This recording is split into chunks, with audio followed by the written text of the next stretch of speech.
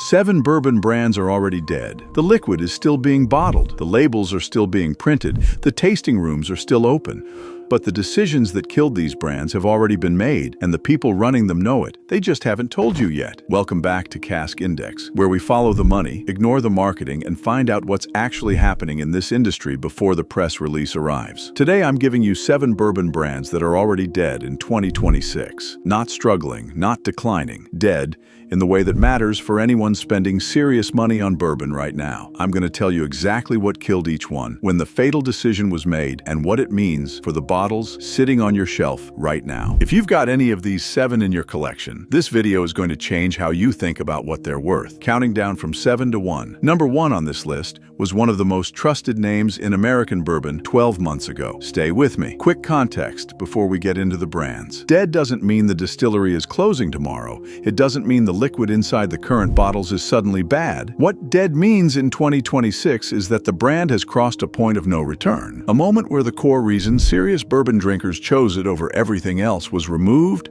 compromised, or exposed as fiction. Once that happens, the brand is running on borrowed time and borrowed reputation. The bottles keep shipping, the money keeps coming in, but the identity is gone. And in bourbon, identity is everything. 7 brands. Here's what killed them. Starting at number 7. Number 7. Michter's. Michter's built one of the most compelling brand stories in American bourbon. The name referenced a distillery with roots going back to the 18th century. The packaging was sophisticated and restrained. The expressions, the US 1 small batch, the US 1 single barrel, the toasted barrel series, were genuinely well-made and consistently delivered at their price points. For a long time, Michter's felt like the bourbon for people who had graduated past the obvious choices without chasing hype. Then, the pricing strategy changed. Slowly at first, the kind of gradual creep that's easy to rationalize one release at a time. Then noticeably, then offensively. The Michter's 10-year bourbon went from a difficult but achievable find at a fair price to a secondary market spectacle that priced out the exact buyers who built the brand's credibility. The 20-year and 25-year releases entered lottery territory, and the standard expressions,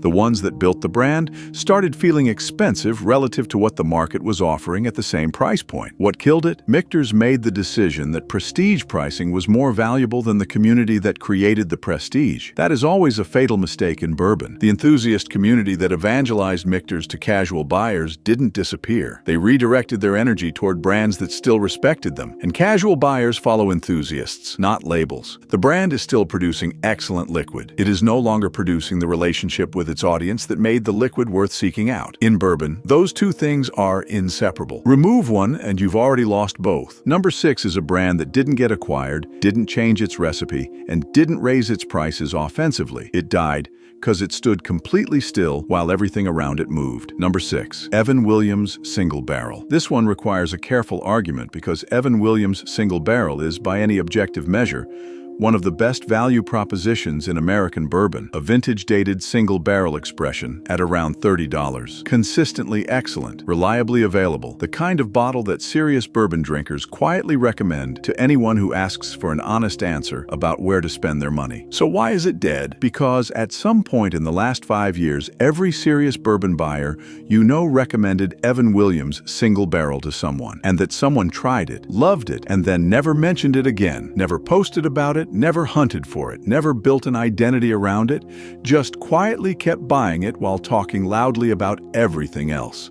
That's the most damning thing that can happen to a bourbon brand in 2026. Not hatred, not controversy, not a bad batch or a price hike or a corporate acquisition. Quiet appreciation, the kind of appreciation that doesn't move markets, doesn't build communities, and doesn't translate into the social proof that keeps a brand alive in the algorithm-driven attention economy that now determines what bourbon people buy. Evan Williams. Single Barrel is the best bourbon nobody fights for.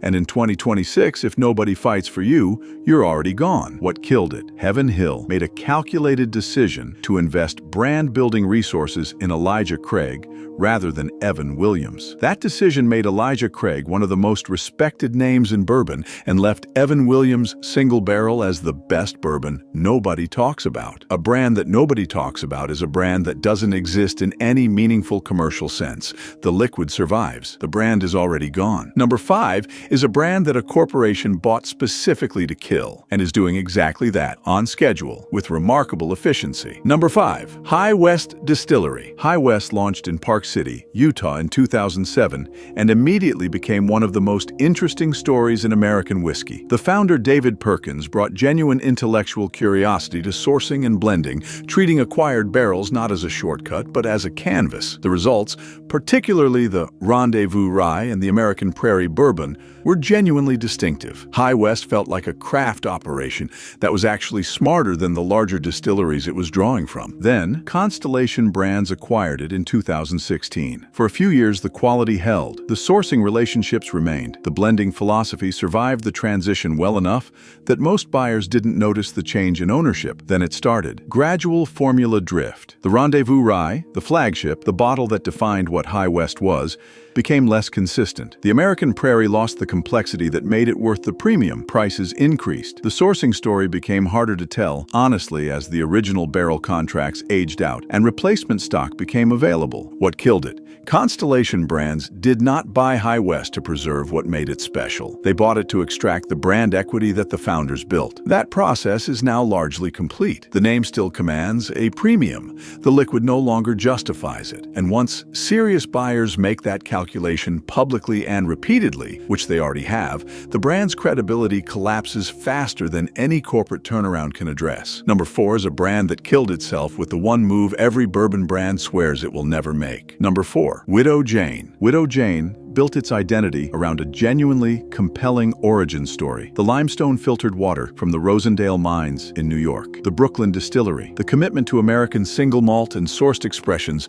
that were positioned as thoughtful rather than opportunistic. At its best, Widow Jane was doing something genuinely interesting at the premium end of the market. Then came the pricing, the Lucky 13, the Dream Baby Dream, the My Darling Clementine, a parade of limited releases at price points that started at ambitious and escalated to delusional. Triple digits for expressions that blind-tasted enthusiasts consistently rated as interesting but not exceptional. 4 figures for releases that the secondary market promptly ignored. What killed it? Widow Jane confused the enthusiasm of a small devoted audience for evidence of a larger market willing to pay luxury prices for craft positioning. It isn't. The premium bourbon buyer in 2026 is sophisticated, well-informed, and has access to more genuinely excellent liquid at honest prices than at any point in the history of the category. Widow Jane priced itself out of every conversation that matters and into the conversation nobody wants to be in, the one about brands that took their customers for granted. The distillery is still operating, the releases keep coming, but the brand's credibility with the buyers who actually move markets is already gone.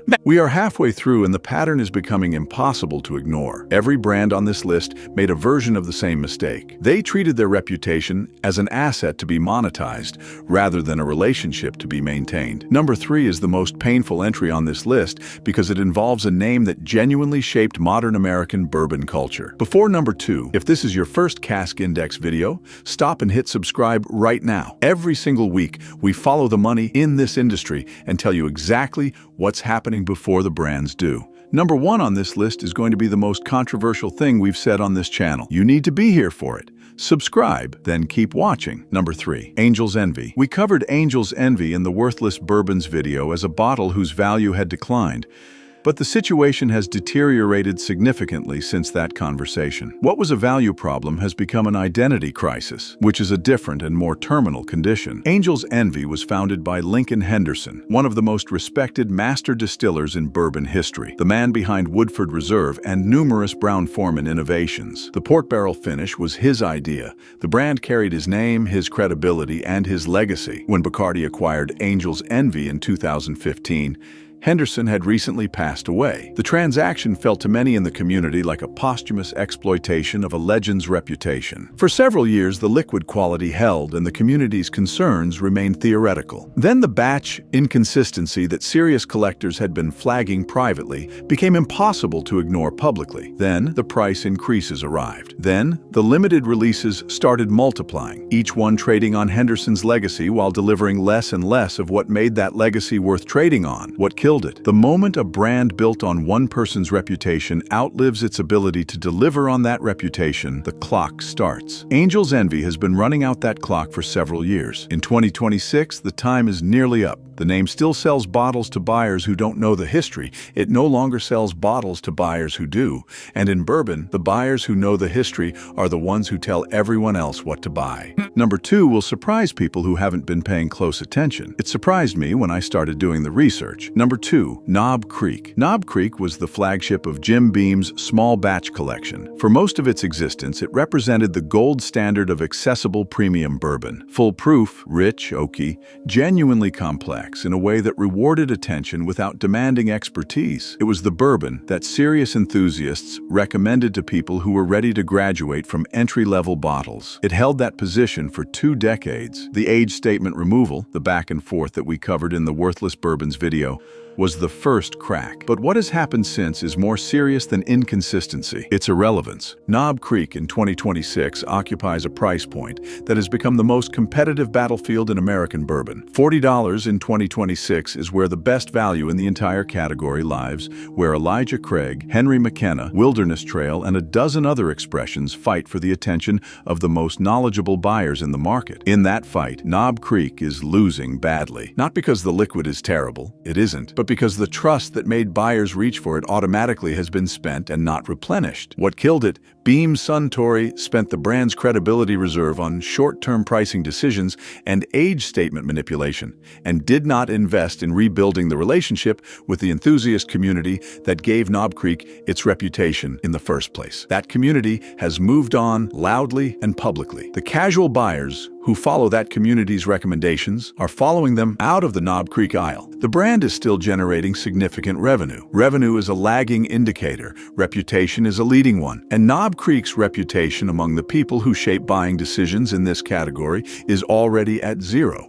One brand left. Number 1 is the entry that is going to generate the most argument. Not because the analysis is wrong, but because the name is so large, so embedded in American bourbon culture, so associated with quality and heritage and prestige, that saying it out loud feels almost sacrilegious. Number 1, Buffalo Trace, not the Distillery. The Distillery is extraordinary and will outlast every brand on this list by a century. The brand, the Buffalo Trace bourbon expression itself, the $40 wheated mash bill bottle that became the gateway drug for an entire generation of serious bourbon buyers. The bottle that every enthusiast recommended to every beginner. The bottle that represented everything right about American bourbon. Quality liquid, honest price, no pretension, no manufactured scarcity. That bottle is dead as a brand proposition, and the distillery that makes it is the one that killed it. Here is what happened. Buffalo Trace. The expression became so recommended, so universally endorsed by the enthusiast community, that demand overwhelmed supply. The brand's response was not to expand access,